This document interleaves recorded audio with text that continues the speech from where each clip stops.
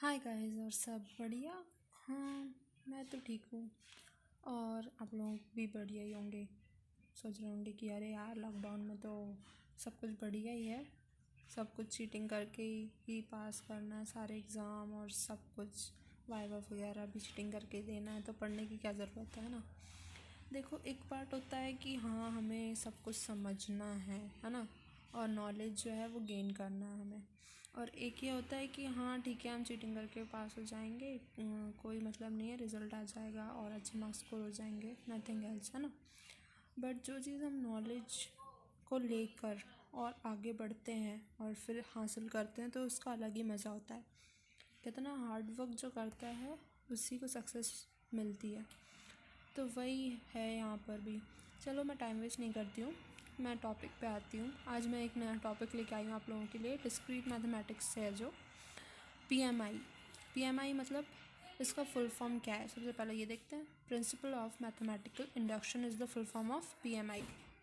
अब प्रिंसिपल है ये अगर, तो इसमें कुछ ना कुछ स्टेप्स होंगी, तो वो स्टेप्स जो हैं वो मैंने यहाँ पे स्पेसिफाई करी हैं। इन स्टेप्स को आपको हर क्वेश्चन में फॉलो करना पड़ेगा, है ना।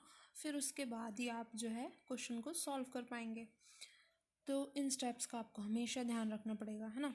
तो देखिए, सबसे पहले स्टेप 1 देखते हैं हम। स्टेप 1 जो हम देख रहे हैं उसमें देखिए, स्टेप 1 में हमें सबसे पहले जो स्टेटमेंट दी गई होगी उसको हमें पी एन एज्यूम करना है, ठीक है। Let the given statement be P n, ठीक है। उसके बाद स्टेप 2 क्या लेना है हमें। स्टेप 2 में हमें ये करना है, अगर check if the given statement that is P n is true for n equals to 1 और नॉट। हमें ये चेक करना है कि n इक्वल्स टू 1 पे जो स्टेटमेंट पी एन है वो ट्रू होती है या नहीं होती। अगर ट्रू नहीं होती तो क्वेश्चन वहीं पे स्टॉप हो गया, और अगर ट्रू हो जाती है तो हमें नेक्स्ट स्टेप फॉलो करना पड़ेगी, दैट इज़ स्टेप 3। स्टेप 3 क्या है। स्टेप 3 में हमें अज्यूम करना पड़ेगा जो स्टेटमेंट पी एन है वो के बराबर होनी चाहिए, मतलब n equals to k. Assume that the statement P n is true for n equals to k. आपको ये सारे स्टेप्स याद रखनी पड़ेंगी, बिकॉज आपको ये एग्ज़ाम में लिखना ये स्टेप्स ज़रूरी हैं, अदरवाइज़ आपको मार्क्स नहीं मिलेंगे। तो ये बहुत एक सिंपल टॉपिक है, बस इसमें इन स्टेप्स को आपको लर्न करना पड़ेगा, है ना। और वो कैसे होगा, आप क्वेश्चंस को बार बार करेंगे तो इजीली सब कुछ आपको आ जाएगा समझ में। फिर स्टेप 4 में क्या करना है, आपने n इक्वल्स टू के के लिए जब एज्यूम कर लिया है तो उसको वहीं छोड़ देना है। फिर हमें प्रूव करना है k+1 के लिए, pk+1 के लिए हम ये प्रूव करेंगे कि जो पी एन स्टेटमेंट है वो ट्रू है, ठीक है। फिर उसके बाद जब हम स्टेप 4 पे पहुँचे, हमने प्रूव कर लिया, तो उसके बाद हमें ये पता चल गया कि स्टेप 4 जो है वो ट्रू हो गई। तो हमें पूरा आंसर लिखने के बाद लिखना है, hence pk+1 is true wherever pk is true. या तो हम ये लाइन लिख सकते हैं, या फिर हम लिख सकते हैं therefore from PMI the statement Pn is true for all n belongs to natural number. देखिए, ये जो साइन बनाया है मैंने, इसको हम बोलते हैं फॉर ऑल। जब हमें शॉर्ट फॉर्म में लिखना हो तो हम यूज़ करते हैं ये वाला साइन। और n जो मैंने लिखा है ये डिनोट करता है नेचुरल नंबर्स को, ठीक है। तो इसलिए मैंने यहाँ पर n लिखा है, कैपिटल N। और जो स्मॉल n है वो हमने जो पी एन में n लिया था वो है, ठीक है। तो अब हम देखेंगे नेक्स्ट क्वेश्चन। अब हम क्वेश्चंस देखेंगे, ठीक है, इसी प्रिंसिपल पे बेस्ड। तो चलिए गाइज, हम पहला क्वेश्चन देखते हैं। पहला क्वेश्चन हमें दिया है 1+3+3² plus dash dash dash plus 3n-1 equals to 3n-1 bracket में अपॉन में 2। ये हमें दिया हुआ है क्वेश्चन, ठीक है। अब हमारा जो फर्स्ट स्टेप था वो क्या था, let the given statement be P n. हमें पी एन लेनी है जो भी स्टेटमेंट हमें दी गई है, ठीक है। पी एन लेनी है हमें, जो भी स्टेटमेंट हमें दी गई है हमें उससे पी एन एज्यूम करना है। तो पी एन हमने ले लिया, P n colon 1+3+3² plus dash dash dash plus 3n-1 equals to जो हमें RHS में दिया था वो एज इट इज, ठीक है। हमने पी एन उस स्टेटमेंट को, पूरी स्टेटमेंट को मान लिया। सेकेंड स्टेप थी हमें n इक्वल्स टू 1 के लिए इसी स्टेटमेंट को प्रूव करना है।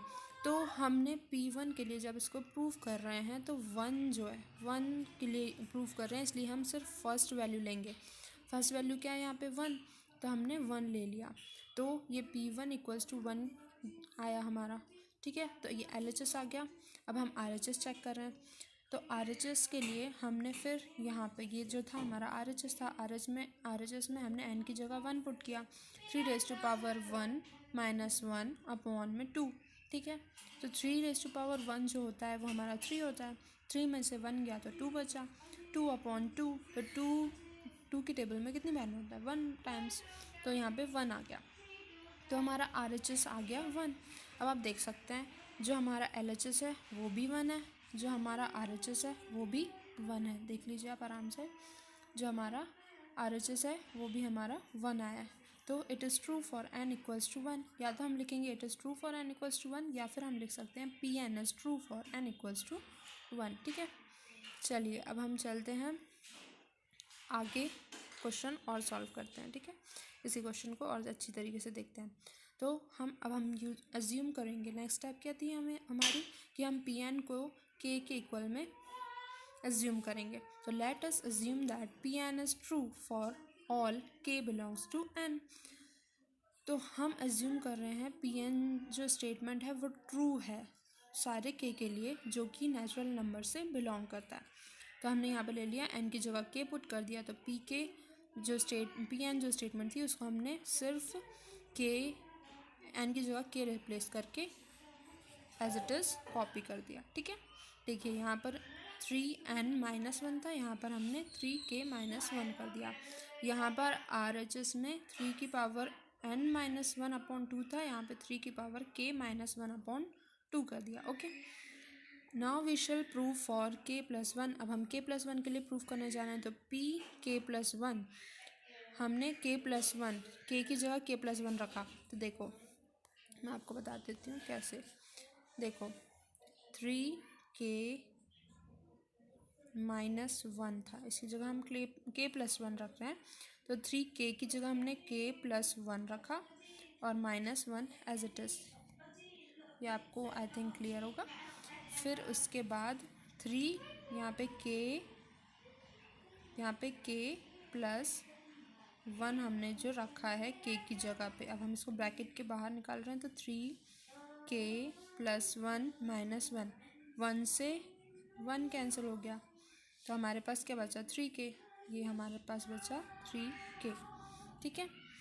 आई थिंक आपको ये समझ आया होगा। फिर अब हम आगे बढ़ते हैं। देखिए 3k बचा, तो ये जो हमारी स्टेटमेंट है Pk+1 उसमें हो गया 1 + 3 + 3 square plus dash dash dash plus 3 की पावर k बचा था हमारा। 3 की पावर k बचा था हमारे पास। अब देखिए इस स्टेटमेंट में एक एक पावर जो है वो ऐड होती, तो इसमें देखिए एक एक पावर जो है वो ऐड होती जा रही है। यहाँ पे 3 था, 3 की पावर 1 है, तो यहाँ पे 1 प्लस किया तो यहाँ पे 3 की पावर 2 हो गई, ठीक है। तो हमने एज्यूम कर लिया अगर 3 की पावर k आया है हमारा, तो इसके पहले जो पावर होगी उसमें k-1 हो जाएगा। वो पावर पावर 1 लेस देन होगी, ठीक है। तो k में से हमने जब 1 लेस किया तो k-1 हो गया यहाँ पे। तो एक लेस देन जो पावर हो गई वो k-1 हो गई, 3 की पावर k-1 और यहाँ पर 3 की पावर k, ठीक है। अब जो हमारी Pk+1 स्टेटमेंट बन गई वो हो गई हमारी 3k-1 upon 2 + 3k equals to 3k-1 + 2 into 3k upon 2। हमने एलसीएम लिया तो 3k-1 अपॉन 2 + 3 की पावर k। एलसीएम लिया तो 2 यहाँ पर गया, तो ये जगह 2 इंटू 3 की पावर k, ठीक है। अब ये जो स्टेटमेंट है और ये जो स्टेटमेंट है इसमें से हम 3k कॉमन ले रहे हैं। 3k हमने कॉमन लिया तो यहाँ पे हमें मिला 2 और यहाँ से हमें मिला 1 और -1 जो था वो तो एज इट इज़, ठीक है। फिर 2 + 1 कितना होता है 3, तो 3 की पावर k डॉट 3 -1 अपॉन 2। अब 3 a की पावर m डॉट a की पावर n, हमें पता है क्या होता है a की पावर m + n होता है। तो ये वाला फॉर्मूला हमने यूज़ करके और यहाँ पर लिख दिया 3 की पावर k+1, इसकी पावर क्या थी 1, इसकी पावर k है तो k+1, 3 की पावर k+1 -1/2, ये हमारा LHS आ गया। ठीक है, अब हम RHS निकालते हैं। ओके, तो RHS में देखिए आप P k+1 RHS जो था यहाँ पे देखिए आप, यहाँ पे 3 की पावर k -1/2 है, 3 की पावर k -1/2 ये था हमारा RHS में। इसकी जगह जब हमने k की जगह k+1 रखा तो हमारा कुछ ऐसा हो जाएगा, 3 की पावर k+1, 3 की पावर k -1/2 था, 3 की जगह जब हमने k+1 रखा तो 3k+1 -1/2 हो गया, है ना। तो वही हमने यहाँ पे पुट कर दिया। तो अब यहाँ पर देखिए ये जो हमारा LHS है 3 की पावर k+1 -1/2 और 3 की पावर k+1 -1/2, LHS और RHS जो हैं वो इक्वल हो गए, है ना। इसलिए therefore from the principle of mathematical induction the statement Pn is true for all n belongs to n। तो इसी वजह से हम कह सकते हैं कि जो PMI की स्टेटमेंट है Pn के लिए वो ट्रू प्रूफ हो गई फॉर ऑल नेचुरल नंबर्स। ठीक है, दैट्स इट गाइस। तो फिर अब हम नेक्स्ट क्वेश्चन जो है वो नेक्स्ट वीडियो में पढ़ेंगे।